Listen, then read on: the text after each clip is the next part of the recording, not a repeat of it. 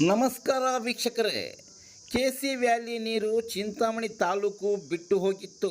ಸಚಿವ doctor MC Sudhakar. Chintamani ತಾಲೂಕಿನ ಕೈವಾರ ಹೋಬಳಿ ಹುಲುಗುಮ್ಮನಹಳ್ಳಿ ಗ್ರಾಮಕ್ಕೆ ಸಂಪರ್ಕಿಸುವ ರಸ್ತೆ ಅಭಿವೃದ್ಧಿ ಕಾಮಗಾರಿ ಭೂಮಿ ಪೂಜೆಗೆ ಆಗಮಿಸಿದ ಸಚಿವರು.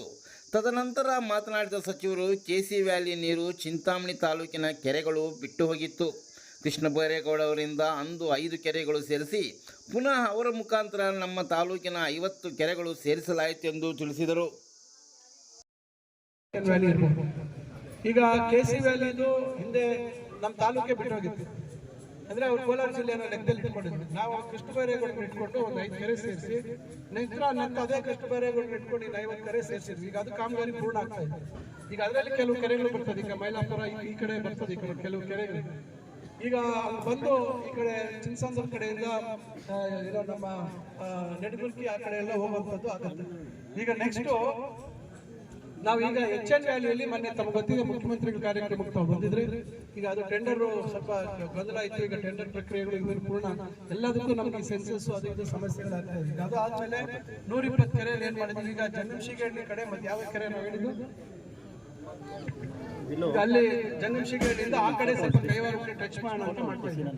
ಈಗ ಯಾಕಂದ್ರೆ ಅದು ಆ ಕಡೆ ಜಾಸ್ತಿ ಕೊಟ್ಟಿದ್ದೀವಿ. 120 ಕೆರೆ 119 ಕೆರೆಯಲ್ಲಿ ಈ ಕಡೆಗೆ 1-2 ಕೆರೆ ಈ ಕಡೆಗೆ ಸೇರಿಸಿದ್ವಿ ಕೈವಾರ ಅಂತ. ಬಟ್ ಇದರಲ್ಲಿ ನಮ್ಮ ಕೆಸಿ ವ್ಯಾಲಿಯಲ್ಲಿ ಸ್ವಲ್ಪ ಬರ್ತದೆ. ಈಗ ಏನಾಗಿದೆ, ಕೆಸಿ ವ್ಯಾಲಿಯಲ್ಲೂ ಅಷ್ಟೇ ನೀರಿನ ಪ್ರಮಾಣ ಏನಾಗಿದೆ, ಶುದ್ಧೀಕರಣ ಮಾಡ್ತಕ್ಕಂಥ ಏನು ಸಿವೇಜ್ STPಗಳು ಏನಿದಾವೆ ಬೆಂಗಳೂರಿನಲ್ಲಿ ನವೀಕರಣ ಮಾಡ್ತಾ ಇದ್ದೀವಿ. ಈಗ ಬಹಳ ಜನ ಇಲ್ಲಿ ನಮ್ಮ ರೈತ ಸಂಘದವರು ಇವರೆಲ್ಲ 3ನೇ ಹಂತದ ಶುದ್ಧೀಕರಣ ಆಗ್ಬೇಕು ಅದು ಇದು ಅಂತ ಒಂದು ರೀತಿ ಚರ್ಚೆಗಳಾಗ್ತಾ ಇದೆ. ಇದು ನೋಡಿ, ಈಗ ನಾನು ಪದೇ ಹೇಳ್ತಾ ಇದ್ದೀನಿ, ನಾವು ಮುಖ್ಯಮಂತ್ರಿಗಳ ಸಮ್ಮುಖದಲ್ಲಿ ಹೇಳಿದೆ, ಇದು ಬರೀ ಅಂತರ್ಜಲ ವೃದ್ಧಿ ಮಾಡೋಕ್ಕಷ್ಟೇ. ಇದು ನೇರವಾಗಿ ಯಾರೋ ಗೋವುಗಳು ಕುಡಿಯುವಂಥದ್ದಾಗ್ಬೋದು, ಯಾರೇ ಮನುಷ್ಯರು ಸೇವನೆ ಮಾಡುವಂಥದ್ದಕ್ಕೆ ಮತ್ತೊಂದಕ್ಕಲ್ಲ. ಭೂಮಿಯಲ್ಲಿ ಹಿಂಗಬೇಕು. ಭೂಮಿಯಲ್ಲಿ ಹಿಂಗಿದ ಮೇಲೆ ಅದು ಭೂಮಿಯ ಪದರಗಳಲ್ಲಿ ಅದು ಅಕಸ್ಮಾತ್ ಇನ್ನೇನಾದ್ರೂ ಉಳಿದಿದ್ರೆ ಅದರಲ್ಲಿ ಬೇರೆ ಅಂಶಗಳು ಅದೆಲ್ಲ ಭೂಮಿಯಲ್ಲಿ ಉಳ್ಕೊಳ್ತದೆ. ಆಮೇಲೆ ಬೇರೆ ಕಡೆ ನಮ್ಮ ಬೋರ್ವೆಲ್ಗಳು ಅಲ್ಲಿ ದೂರ ಬೇರೆ ಕಡೆ ರೀಚಾರ್ಜ್ ಆಗುತ್ತೆ ಅಂತಿರೋದು. ಆದ್ರೆ ಕೆಲವರು ಏನ್ ಅನ್ಕೊಂಡ್ಬಿಟ್ಟಿದ್ದಾರೆ, ಅಲ್ಲಿ ಹೋಗ್ಬಿಟ್ಟು ಬಾಟ್ಲಲ್ಲಿ ನೀರು ತಗೊಂಡು ಕುಡೀರಿ, ಅವ್ರು ಕುಡೀರಿ, ಇವ್ರು ಕುಡೀರಿ, ಮಂತ್ರಿಗಳು ಬಂದು ಕುಡೀರಿ ಅಂತ ಹೇಳ್ತಾರೆ. ಯಾರು ಹೇಳ್ದವ್ರು ಕುಡಿಯಕ್ಕೆ ಅಂತ? ಈಗ ನಾವು ಬಹಳ ಸ್ಪಷ್ಟವಾಗಿ ಹೇಳ್ತಾ ಇದ್ದೀವಿ. ಚಿಕ್ಕಬಳ್ಳಾಪುರದ ನಗರದ ತ್ಯಾಜ್ಯ ಅಂದ್ರೆ ಒಳಚರಂಡಿ ನೀರು ಅದು ಕೊಳಕ್ ಬರ್ತಾ ಇದೆ, ಅಲ್ಲಿ ಕೆಡ್ತಾ ಇದೆ ನೀರು ಅಂತ ಹೇಳಿದ್ರೆ ಅದನ್ನ ಕೇಳೋದೇ ಇಲ್ಲ. ಚಿಕ್ಕಬಳ್ಳಾಪುರದ ಚರಂಡಿ ನೀರು ಅಲ್ಲಿ ಬಂದು ಸೇರೋದನ್ನ ಹೇಳೋದೇ ಇಲ್ಲ.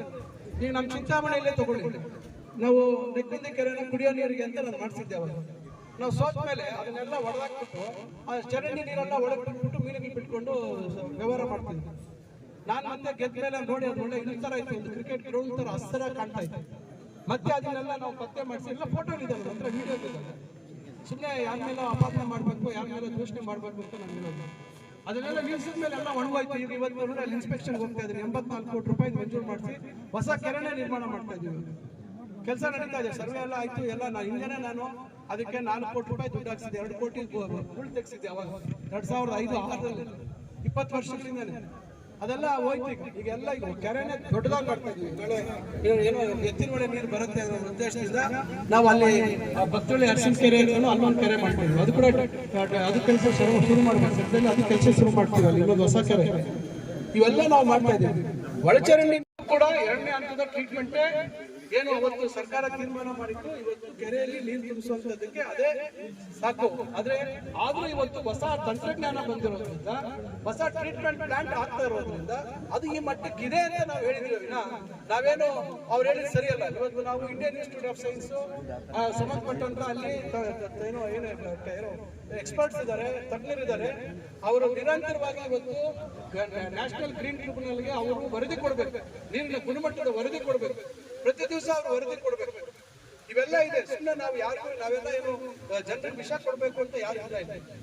ಸುಮ್ಮನೆ ಅವರು ಯಾರು ಅಲ್ಲೇನೋ ಇದೇನಾಯ್ತು ಅಂತ ಪಾಪ ಯಾರೋ ಕೆಲವರು ರಾಜಕೀಯವಾಗಿ ಪ್ರಭಾವ ಏನೋ ರೀತಿ ಪ್ರಚಲಿತಕ್ಕೆ ಬರಬೇಕು ಅಂತ ಹೇಳೋರು ಕೆಲವು ವಿಚಾರಗಳನ್ನ ತಗೊಂಡು ಅವ್ರದೇ ಆದಂತಹ ರೀತಿಯಲ್ಲಿ ಅದನ್ನ ಬಿಂಬಿಸುವಂತದ್ದು ಮಾಡ್ತಾರೆ. ಅದಕ್ಕೆ ನಾವು ತಪ್ಪು ಅಂತ ಹೇಳೋಣ, ಅದು ಅವ್ರು ಇಷ್ಟ. ಆದ್ರೆ ನಾನು ಹೇಳುವಂಥದ್ದು, ಜನಕ್ಕೆ ಹಾನಿ ಆಗ್ತಕ್ಕಂಥ ರೀತಿಯಲ್ಲಿ ಯಾವುದೇ ಸರ್ಕಾರ ಆಗ್ಬೋದು ಯಾರು ಮಾಡಕ್ ಸಾಧ್ಯ ಇಲ್ಲ. ಯಾಕಂದ್ರೆ ಇವತ್ತು ಕೋರ್ಟ್ ಮತ್ತೊಂದು ಇವತ್ತು ಅದನ್ನ ಗಮನಿಸ್ತಾ ಇರ್ತದೆ. ಇವತ್ತು ಬಹಳಷ್ಟು ಜನ ಕೋರ್ಟ್ ಮುಂದೆ ಹೋಗಿರುವಂತದ್ದು ಇದೆ. ಕೋರ್ಟ್ ಅದಕ್ಕೆ ಎಲ್ಲ ಮಾಹಿತಿಯನ್ನ ತೆಗೆದುಕೊಂಡು ಅದ್ರ ಬಗ್ಗೆ ಸ್ಪಷ್ಟವಾಗಿ ಆದೇಶಗಳು ಮಾಡಿರುವಂತದ್ದು. ಅದರಿಂದ ಸುಮ್ಮನೆ ಏನೋ ನಮಗೆ ಅವಕಾಶ ಇದೆ ಮಾತಾಡೋಕೆ ಅಂತ ಹೇಳಿ ಮಾತಾಡ್ಕೊಂಡು ಹೋಗುವಂತವ್ರಿಗೆಲ್ಲ ನಾವು ಉತ್ತರ ಕೊಡೋಕ್ಕಾಗಲ್ಲ. ಅದರಿಂದ ಇವತ್ತು ಇಷ್ಟೆಲ್ಲ ನಾವು ಈ ನಮ್ಮ ಭೂಮಿಯ ನಮ್ಮ ಅಂತರ್ಜಲ ವೃದ್ಧಿ ಆಗಬೇಕು. ರೈತರಿಗೆ ಎಲ್ಲೆಲ್ಲಿ ಸಾಧ್ಯ ಆಗುತ್ತೆ ಅಲ್ಲಿ ನಮ್ಮ ಬೋರ್ವೆಲ್ ನಲ್ಲಿ ಇರ್ತಕ್ಕಂಥ ನೀರಿನ ಅಂಶ ಮೇಲ್ ಬರಬೇಕು. ನಾವು ಕೃಷಿ ಚಟುವಟಿಕೆಯಲ್ಲೂ ನಮಗೆ ಲಾಭದಾಯಕ ಆಗಬೇಕು. ಜೊತೆಗೆ ನಮ್ಮ ಮಕ್ಕಳು ಓದಿರುವಂತವ್ರಿಗೆ ಉದ್ಯೋಗ ಅವಕಾಶಗಳು ಜಾಸ್ತಿ ಸಿಗುವಂತ ರೀತಿಯಲ್ಲಿ ಕೂಡ ನಾವು ನಮ್ಮ ಜವಾಬ್ದಾರಿಯನ್ನು ನಾವು ನಿಭಾಯಿಸಬೇಕಾಗುತ್ತೆ. ಇವೆಲ್ಲ